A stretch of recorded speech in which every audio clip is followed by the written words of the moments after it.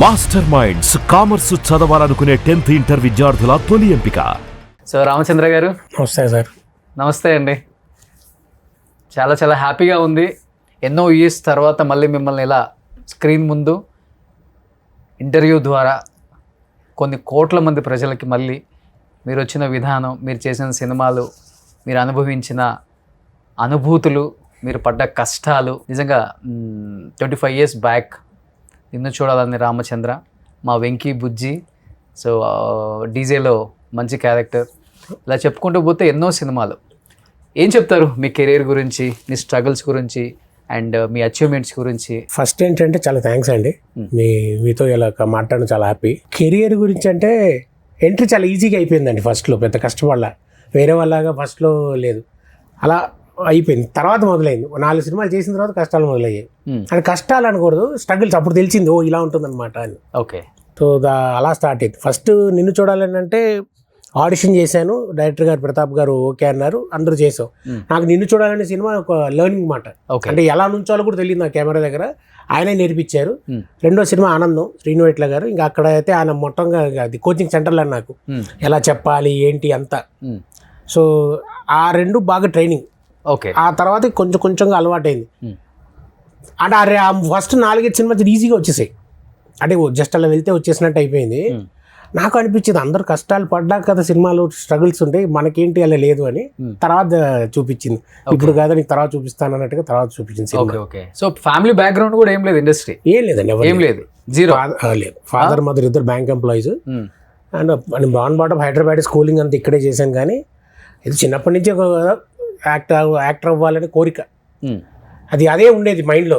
ఎలా అని దారి తెలియదు. ఓకే. సో మా ఫాదర్ అడిగినప్పుడు కూడా ఆఫ్టర్ 10th ఏంట్రా నువ్వు ప్లాన్ అసలు ఏంటి అన్నప్పుడు కూడా నేను ఇదే చెప్పేశాను, అమ్మా సినిమా యాక్టర్ అవుదాం అనుకున్నాను అన్నారు. ఆయన నవ్వారు. ఏంటి నవ్వడం అంటే డిస్కరేజ్ చేయలేదు ఫస్ట్లో. సరే చెయ్యి, డిగ్రీ చేసిన తర్వాత ట్రై చేయి, ఒకవేళ ప్రాపర్గా రాలేకపోతే ఉద్యోగం చేసుకోవచ్చు అని. ఎందుకంటే డిస్కరేజ్ చేయకుండా డిగ్రీ వరకు అయితే ఈ లోపల మైండ్ మారుతుంది అనుకున్నారు. బట్ ఆయన అన్నట్టు డిగ్రీ తర్వాతే చేశానంట first cinema. Okay. Graduation BCom honours చేశాను. అది అయ్యి అప్పుడు ఇది ఉండేది ఐసెట్ ఎగ్జామ్స్, ఎంబీఏకి. అది రాస్తే అది పెద్ద క్వాలిఫై కాలే. ఈ లోపల అవకాశం రావడం, అవి వెళ్ళడం, ఆడిషన్ ఇవ్వడం, ఆ సినిమాకి ఓకే అవ్వడం. దాని ఇమీడియట్గా అది షూటింగ్ అవుతుండగానే శ్రీనువైట్ల గారి ఆడిషన్కి వెళ్ళడం ఆనందానికి. అది ఓకే అవ్వడం. ఆనందం సినిమా సక్సెస్ తర్వాత ఇంకా కొంచెం ఫ్లో వచ్చింది సినిమాలు. ఓకే. ఇంకా వెనక్కి తిరిగి చూడాల్సిన అవసరం రాలేదు. చాలా కాలం వరకు రాలేదు. మీ మేనరిజం కూడా బాగుంటుందిలే, మీ వే ఆఫ్ డైలాగ్ డెలివరీ కావచ్చు. ఇప్పుడు కొంతమంది ఉంటారు కమెడియన్స్, ఇప్పుడు శ్రీనివాస్ రెడ్డి అని ఉన్నారు, అన్న డిక్షన్ సూపర్ ఉంటుంది. ఎట్లా వెళ్ళిపోయింది వేవ్ అది. అవును. ఆయన కామెడీ చెప్పాలంటే పటాసులో చూస్తుంటేనే కడుపుబ్బా నవ్వుకుంటాం. అవును. సో ఎంత పెద్ద స్టార్ హీరో అయినా కానీ తన టైమింగ్ని ఏమాత్రం ఎక్కడ కూడా ఆడియన్స్ని డిసప్పాయింట్ చేయరు ఆయన. స్క్రీన్ ప్రెజెన్స్ అంత బాగుంటుంది. సో అలా మీది కూడా చాలా బాగుంటుంది డిక్షన్, చెప్పే విధానం కూడా. సో దానివల్లే మంచి మంచి సినిమాలు కూడా వచ్చాయి. బట్ బాధ అనిపిస్తుంది రామచంద్ర గారు, ఇన్ని సినిమాలు తీసాము, ఇన్ని సూపర్ డూపర్ హిట్స్, ఇంత పెద్ద స్టార్స్ పక్కన నేను స్క్రీన్ షేర్ చేసుకున్నాను, ఇప్పటికి నా పేరు కూడా బయట చాలా మందికి తెలియదు అనే బాధ ఉంటుంది. అనిపిస్తుంది సార్ 100% అది. ఎందుకంటే ఇప్పుడు జనరల్గా ఆడియన్స్, జనరల్ పబ్లిక్ మీ పేరేంటండి అడగడంలో వింతలేదు. అంటే మీ పేరేంటి అని అడుగుతారు. రామచంద్ర అంటాను, తెలియాల్సిన అవసరం లేదు కొంతమందికి. అంత మనం ఇప్పుడు స్టార్ హీరోస్ అంటే తక్కువ పేర్లు గుర్తుంటాయి. కానీ ఓకే, ఎక్కడైనా అవకాశాలకు వెళ్ళినప్పుడు మీ పేరేంటండి, మీరు ఏం చేశారు ముందు అని అడుగుతుంటే చాలా బాధేస్తుంది. ఇప్పటికి ఈ మధ్య ఎక్కువ అయిపోయింది. ఇంకా నాకు ఇప్పుడు ఏదైనా ఆఫీస్కి వెళ్ళి డైరెక్టర్ గారిని కలుద్దామని వెళ్తాం జనరల్ ట్రయల్స్లో.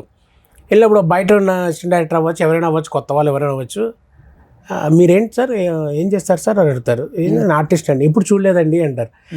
నాకు డౌట్ వస్తుంది, ఇప్పుడు చూడలేదంటే నేను అంత నిజంగానే అంత కాదేమో, గుర్తింపున్న ఫేస్ కాదేమో అన్న డౌట్ ఉన్న సందర్భాలు కూడా చాలా ఉన్నాయి. ఓకే. అంటే నేనేమో నమ్ముతా అంటే అట్లీస్ట్ నా మొహం చూసి వీడేదో సినిమాలో చేసాడు, సినిమా మొహం అనేది అయినా గుర్తుపట్టాలి కదా. పేరు తెలియకపోవచ్చు, ఐ అగ్రీ విత్ దట్. సరే పేరు తెలియదు, ఓకే. ఏం చేశారంటే ఎప్పుడు చూడలేదు మిమ్మల్ని అంటే కొంచెం చాలా అది కావాలని అంటున్నారా, కించపరుస్తున్నారా అర్థమయ్యేది కాదు నాకు. అయితే నిజంగానే చూడలేదా, నాకే సెల్ఫ్ డౌట్ మాట. ఓహో నేను అంత కాదేమో, నేనే ఫీల్ అవుతున్నానేమో అనే డౌట్ కూడా వచ్చింది. వచ్చిన సందర్భాలు ఉన్నాయి. ఏమో ఫర్దర్గా ఎదురవుతాయేమో తెలియదు నాకు. ఓకే. బయట ఆడియన్స్ దగ్గరికి వెళ్ళినప్పుడు ఏదైనా సినిమాలకు షాపింగ్కి వెళ్ళినప్పుడు రెస్పాన్స్ ఎలా ఉంటుంది? చాలా మంది అంటే పేరు అడుగుతారు, ఏమంటే మీ పేరు వెంకీలో బుజ్జి పేరుతో తెలుసు అంటారు, లేకపోతే రీసెంట్గా చేసిన సినిమా చెప్తారు.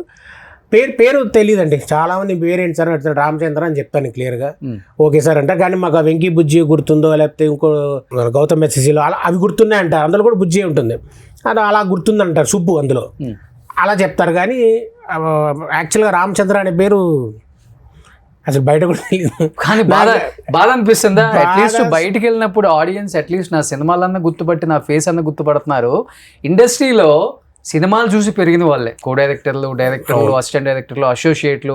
కానీ ఎందుకు ఇంత బిల్డప్ ఇవ్వటం? వాళ్ళు మీరు ఏం చేశారు, ఎప్పుడు చూడలేదు మిమ్మల్ని, ఈ షో ఎందుకు చేస్తారు వాళ్ళు? ఎప్పుడు చూడలేదు అన్నప్పుడు అనిపిస్తుంది, ఎప్పుడు ఏదో ఒక సినిమాలో చూసే ఉంటారు కదా. నాకేంటంటే నాకు అడుగుదాం అనుకుంటా, ఎప్పుడు చూడలేదా అంటే మీరు ఏదో ఒక సినిమాలో చూసే ఉంటారు. ఇన్ని సినిమాలు చేశాను, ఇంత హీరోల పక్కన చేశాను, ఎక్కడో చోట చూసుండే మొహం అవి ఉండాలి కదా. సరే అంత గుర్తించలేదేమో అతను నా మొహాన్ని అని నన్ను నేనే మళ్ళీ ఎందుకంటే ఎక్కువ డిప్రెషన్ ఎందుకు అని చెప్పి అలా అనుకుని బాధపడుతుంటాను నేను. ఇప్పటికీ అంతే సార్, ఇప్పుడు అంతే. ఓకే. నా ఎపిసోడ్స్ ఆల్మోస్ట్ ఒక పక్కన అందరినీ సెలబ్రిటీలను చేస్తుంటాను, ఇప్పుడున్న లైమ్ లైట్లో వాళ్ళని కూడా.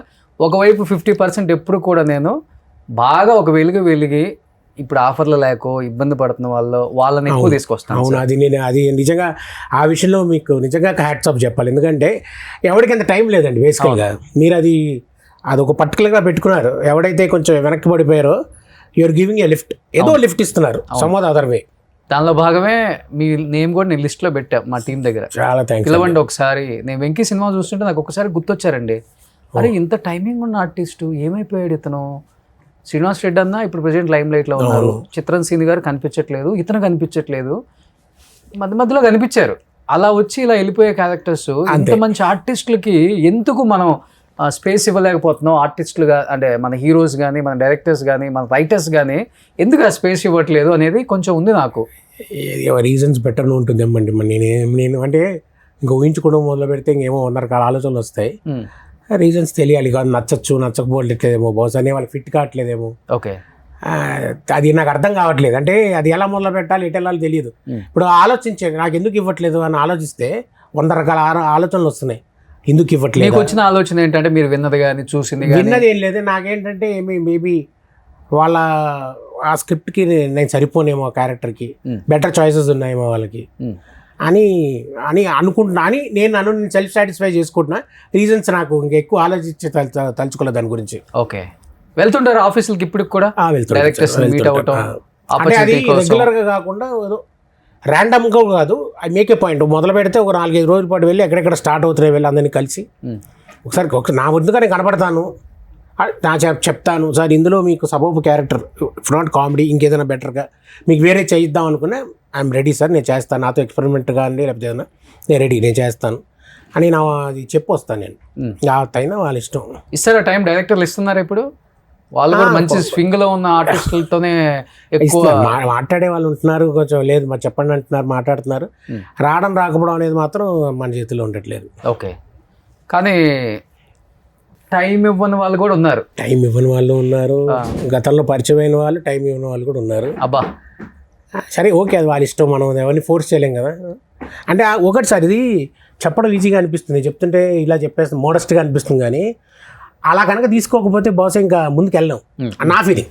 I don't know where I'm right are wrong. Okay. సర్లే వాళ్ళకి ఏదో కుదరలేదు అని అనుకోకపోతే ఇంకా రోజు కనబడదు.